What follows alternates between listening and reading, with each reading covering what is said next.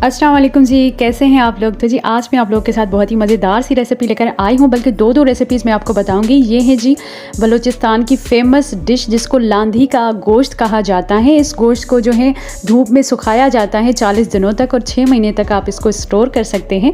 तो जी लांधी गोश्त की मैंने आपको 2 रेसिपीज़ इस वीडियो में बतानी है। एक तो इसको फ्राई करके आप ड्राई जो है गोश्त वो कैसे बना सकते हैं, और दूसरा इसका शोरबे वाला सालन जो कि अपनी मिसाल आप हैं और उसको कैसे बनाते हैं। तो दोनों तरीक़ों से मैंने आपको बनाना सिखाया है इसी वीडियो में। तो वीडियो को एंड तक देखिएगा कि ये मज़ेदार सी रेसिपीज़ हम कैसे। बिस्मिल्लाहिर्रहमानुर्रहीम। तो जी ये ख़ास बलूचिस्तान से आया हुआ था ये लांधी का गोश्त, और ये जी शीप का गोश्त है, दुम्बे का गोश्त, और इसको जी 40 डेज़ तक धूप में सुखाया जाता है। पहले तो इसको अच्छे तरीके से वॉश करके इस पर डिफरेंट मसाले लगाकर और नमक लगाकर इसको सुखाया जाता है 40 डेज़ तक, जैसे हम कपड़ों को सुखाते हैं बिल्कुल इसी तरीके से इसको सुखाया जाता है। और जी ये लांधी का गोश्त अक्सर जो है सर्दियों में बनाया जाता है, सर्दियों में इसको तैयार किया जाता है, तो लोग बहुत शौक़ से खाते हैं। ये वहाँ की फ़ेमस डिश है। तो सबसे पहले मैं आपको बताऊंगी कि इसको वॉश कैसे करते हैं। इसको थोड़ा सा हमने ज़्यादा वॉश करना है ताकि ये जो सारे मसाले वगैरह हैं ना वो निकल जाए। उसमें नमक भी लगा हुआ होता है, तो इस वजह से अच्छे तरीके से हमने इसको वॉश करना है। और यहाँ पे जी मैं गर्म पानी से इसको वॉश कर दी, बिकॉज गीज़र वाला गर्म पानी आ रहा था, तो इस वजह से अगर आपके पास अवेलेबल नहीं है तो आप इसको जो है देगची में थोड़ा सा बॉयल पानी करके उससे भी इसको वॉश कर सकते हैं। ये गर्म पानी था जिससे मैं इसको वॉश करी थी। अच्छे तरीके से ये गोश्त हमारा वॉश हो चुका है। अब हम इसमें पानी डालेंगे, तकरीबन इतना आपकी गोश्त की क्वांटिटी के डबल हो। यहाँ पे मैंने 3 से 4 ग्लास पानी ऐड किया था। उसको अच्छे तरीके से हमने बॉईल करना है। अच्छा, बॉईल करते वक्त ये ज़्यादा टाइम नहीं लेता, तकरीबन 1 घंटे तक आपका जो है अच्छे तरीके से ये मटन बॉईल हो जाता है। आप कुकर में भी बना सकते हैं, मैंने कुकर यूज़ नहीं किया यहाँ पर। और उसके अलावा जी अभी हम चेक करेंगे, अगर पानी खुश्क हो जाए और आपका गोश्त बिल्कुल भी नहीं गला हो या फिर थोड़ा सा कच्चापन हो तो आप इसमें दोबारा से भी पानी ऐड कर दें। ठीक है जी। तो यहाँ पर गोश्त हमारा बिल्कुल सॉफ्ट हो चुका था, एकदम से जूसी सा लग रहा था। तो यहाँ पे 2 kg हमारा जो है गोश्त था, इसका आधा हिस्सा जो है मैं सालन बनाऊंगी, और जी जो दूसरा हिस्सा है गोश्त का उसको हमने फ्राई करना है, और वो भी मैं आपको सिखाऊंगी कि किस तरीके से आप इसको बहुत ही मज़ेदार सा बना सकते हैं। ठीक है जी। तो अभी हमने इस गोश्त को एक बर्तन में निकाल लेना है, और ये जो पानी था ना इसको हमने बिल्कुल भी वेस्ट नहीं करना है। ये हमारा जो है ना शोरबा जो हम बनाएंगे ना सालन का, उसमें ये पानी हमने ऐड करना है। तो अभी हमने गोश्त को निकाल के बर्तन में रखा और पानी को हम साइड पर रख देंगे। ठीक है जी। और यहाँ पे हमने आधा कप ऑयल लिया और उसमें कुछ चॉप प्याज लिए। प्याज की क्वांटिटी मैं हमेशा ज़्यादा लेती हूँ। आई नो कि प्याज बहुत महंगे हो चुके हैं, लेकिन क्या करें, प्याज के सिवा गुजारा नहीं है, तो मैं थोड़ा सा ज़्यादा प्याज लेती हूँ। यहाँ पे मैंने तकरीबन आधे kg से ज़्यादा प्याज लिया था, उसको अच्छे तरीके से फ्राई किया। और ये जो है गोश्त ये मैंने इसमें ऐड किया, उसको अच्छे तरीके से भूनेंगे। और रेड चिली पाउडर 1 टीस्पून हमने इसमें ऐड किए, 1 टीस्पून हल्दी, 1 टीस्पून कोरिएंडर पाउडर, 2 टीस्पून हम इसमें अदरक लहसुन का पेस्ट ऐड करेंगे। ठीक है जी। उसके अलावा 3 से 4 चम्मच हम इसमें दही ऐड करेंगे। अगर आपके पास फ्रेश दही हो तो आप वो यूज़ कर सकते हैं, उससे इसका टेस्ट बहुत ही अच्छा आएगा। ठीक है जी। अब हमने अच्छे तरीके से इसको मिक्स करना है ताकि सारे जो मसाले हैं ना वो गोश्त में अच्छे तरीके से लग जाए और थोड़ी बहुत जो स्मेल होती है ना वो भी ख़त्म हो जाए। उसके बाद जी हमने इसमें टमाटर का पेस्ट ऐड किया, तकरीबन 4 से 5 टमाटर लिए, उसको बॉयल करके उसका पेस्ट बना लिया था। उसके अलावा ग्रीन प्याज ऐड किए, जिसे हम ग्रीन लहसुन भी कहते हैं। उससे क्या होगा कि उससे इसका टेस्ट अच्छा आएगा। और ग्रीन प्याज की अभी तो सीज़न चल रही है, तो इस वजह से मैं हर सालन में यूज़ करती हूँ। तो जी आफ्टर 5 मिनट्स आप देखें कि गोश्त जो है अच्छे तरीके से मसाले में मिल चुका है और ऑयल नज़र आ रहा है।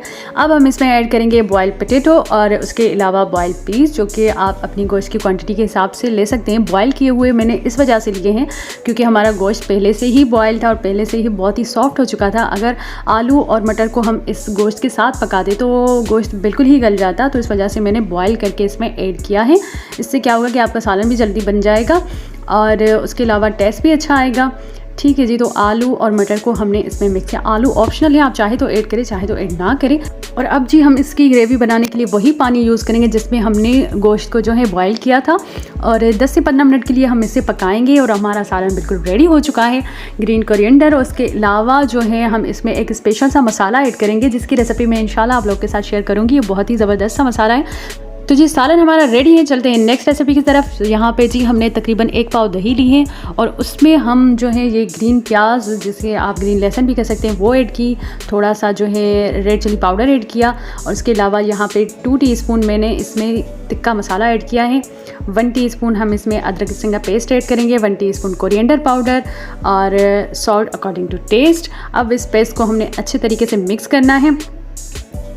उसके बाद ये जो गोश्त के बड़े बड़े टुकड़े थे जिसको हमने बॉईल करके रखा हुआ था, उसमें ये सारा पेस्ट हमने लगा देना है अच्छे तरीके से। इसकी कोटिंग कर लेनी है मसाले के साथ और उसके बाद इसको तकरीबन कम से कम 1 घंटे के लिए हम इसे फ्रिज में रख देंगे। उसके बाद जी हमने एक पैन लेना है और उसमें 1 कप ऑयल ऐड करेंगे। ऑयल जब गर्म हो जाए तो हम ये गोश्त के टुकड़े उसमें फ्राई करेंगे और इतनी प्यारी सी खुशबू आ रही थी ना, और बहुत ही मज़ेदार सी रेसिपी है ये। और इसको किस तरीके से इस गोश्त को तैयार किया जाता है आप गूगल कर लीजिएगा और देखिएगा कि ये सारा प्रोसेस किस तरीके से होता है। और बहुत ही यम्मी, बहुत ही मज़ेदार सा गोश्त है ये। ज़्यादातर सर्दियों में इसे बनाया जाता है और आउट ऑफ कंट्री जितने भी पाकिस्तानी हैं, जितने भी बलोच हैं, जितने भी पठान हैं, उनकी ये फेवरेट डिश है। और यहाँ से ये गोश्त बाहर भी जाते हैं, मतलब इसको एक्सपोर्ट भी करते हैं। ठीक है जी। और उसके बाद हमने इसको अच्छे तरीके से फ्राई किया। ये देखें आप कितना मज़ेदार सा गोश्त लग रहा है। इस पर हमने थोड़े थोड़े से मसाले भी ऐड करें। आगे आगे देखें कि होता है क्या। बाकी के जो हमारे पास टुकड़े थे उनको भी हमने बहुत ही अच्छे से, बहुत ही प्यार से इसको फ्राई करना है।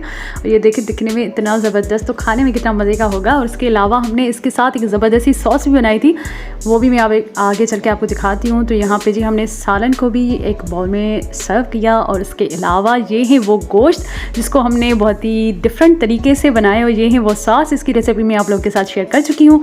नीचे डिस्क्रिप्शन बॉक्स में इसकी लिंक है, वो लाजमी देख लीजिएगा। तो जी यहाँ पे हमारी दोनों रेसिपीज़ तैयार हो चुकी हैं। अब हम इसमें थोड़ी सी कोरिएंडर पाउडर और फ्रेश कोरिएंडर भी ऐड कर रहे हैं, राई जो हमने गोश्त बनाया है।